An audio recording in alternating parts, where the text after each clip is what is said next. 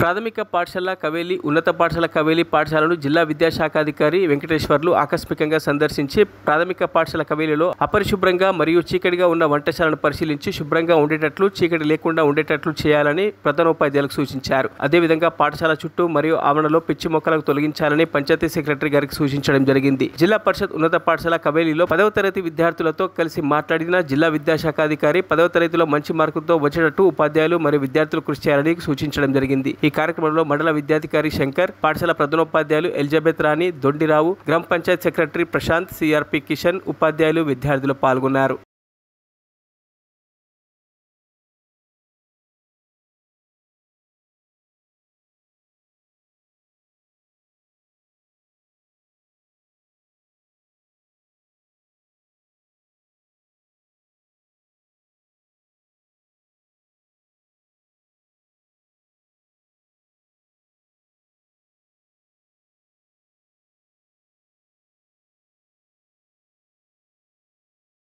మరిన్ని అప్డేట్స్ కోసం మా ఛానల్ని సబ్స్క్రైబ్ చేయండి.